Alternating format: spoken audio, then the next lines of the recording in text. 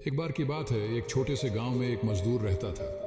हर दिन वह मिट्टी खोदता, उसे अपने गधे पर लादता और बेचकर अपना गुजारा करता। एक दिन जब वह मिट्टी खोद रहा था तो उसकी फावड़ी किसी कठोर चीज से टकराई। जिज्ञासावश उसने और खुदाई की ओर एक चमकता हुआ पत्थर पाया। वह एक कीमती हीरा था, लेकिन मजदूर को उसकी असली कीमत का अंदाजा नहीं था। उसके लिए यह बस एक चमकता हुआ पत्थर था। उसने उस पत्थर को अपने गधे की गर्दन में सजावट के रूप में बांध दिया। कुछ दिन बीत गए और एक दिन जब मजदूर अपने गधे के साथ गांव से गुजर रहा था तो एक धनी व्यापारी की नजर उस चमकते हुए पत्थर पर पड़ी। व्यापारी, जो एक किराने की दुकान का मालिक था, उस पत्थर की चमक से मोहित हो गया और मजदूर को पुकार कर पूछा, यह तुम्हारे गधे की गर्दन में चमकता हुआ पत्थर क्या है? मजदूर ने लापरवाही से जवाब दिया, ओह, यह बस एक चमकता हुआ पत्थर है। मैंने इसे मिट्टी खोदते समय पाया था। व्यापारी ने पत्थर की सुंदरता की सराहना की, लेकिन वह भी यह नहीं जानता था कि यह एक हीरा है।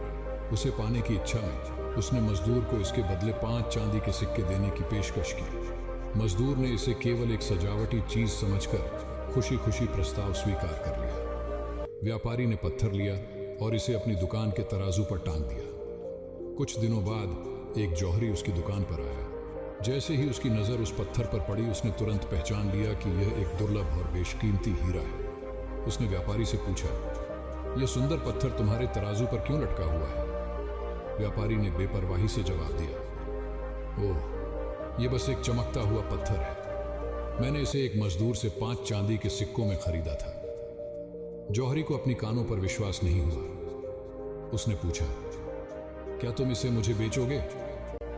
व्यापारी ने अफसर को भांपते हुए कहा, जरूर, लेकिन तुम्हें इसके लिए 10 चांदी के सिक्के देने होंगे। जौहरी मोलभाव करने लगा और बोला, मैं 7 चांदी के सिक्के दूंगा, लेकिन इससे अधिक नहीं। लेकिन व्यापारी अपनी कीमत पर अड़ा रहा और मोलभाव स्वीकार नहीं किया। जौहरी ने सोचा कि वह अगले दिन आएगा और सौदा तय कर लेगा। उसी शाम एक और जौहरी उस दुकान के पास से गुजरा। जैसे ही उसने तराजू पर लटके हुए हीरे को देखा, वह उसकी असली कीमत समझ गया। बिना देर किए उसने व्यापारी से उसे बेचने की गुजारिश की। व्यापारी ने फिर से 10 चांदी के सिक्कों की मांग की, जिसे जौहरी ने खुशी खुशी चुकाया और हीरे को ले लिया। अगले दिन पहला जौहरी हीरा खरीदने के इरादे से दुकान पर लौटा। जब उसने तराजू पर हीरे को नहीं देखा तो उसने व्यापारी से पूछा, वह चमकता हुआ पत्थर कहाँ गया? व्यापारी ने जवाब दिया, ओह, कल शाम एक आदमी आया और उसे 10 चांदी के सिक्कों में खरीद लिया। यह सुनकर जौहरी दंग रह गया और बोला, तुम मूर्ख हो।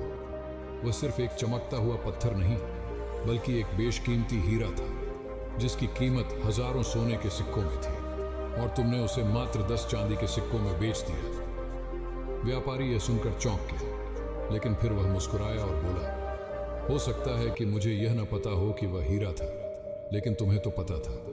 फिर भी तुमने कुछ चांदी के सिक्कों के लिए मोलभाव किया और चले गए।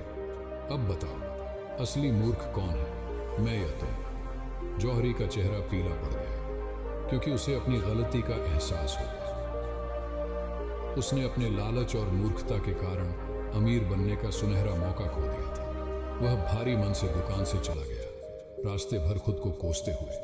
यह कहानी हमें सिखाती है कि जीवन में हमें कई अवसर मिलते हैं, लेकिन हम अक्सर उन्हें पहचान नहीं पाते और गंवा देते हैं। अवसर कभी किसी का इंतजार नहीं करते और दोबारा नहीं आते। चाहे वह करियर में उन्नति हो, एक महत्वपूर्ण रिश्ता हो या कोई और अवसर, अगर हम उसकी कीमत नहीं समझते तो बाद में केवल पछतावा रह जाता है। जीवन में लचीलेपन की जरूरत होती है। अगर आप अपनी शर्तों पर अड़े रहते हैं तो हो सकता है कि आप कुछ बहुत कीमती चीज गंवा दें। पहले जौहरी ने व्यापारी की मांग मानने से इनकार कर दिया और अपनी जिद के कारण हीरा खो दिया। कई बार देरी और टाल मटोल करने से मौके हाथ से निकल जाते हैं। पहले जौहरी ने सोचा कि वह अगले दिन आकर हीरा खरीद लेगा, लेकिन तब तक बहुत देर हो चुकी थी। जीवन उन्हीं को इनाम देता है जो अवसरों को पहचानते हैं, लचीले रहते हैं और सही समय पर निर्णय लेते हैं। मिस किए गए मौके और हट पछतावे की ओर ले जाते हैं, जबकि समझदारी और समय पर की गई कार्रवाई सफलता का रास्ता बनाती है।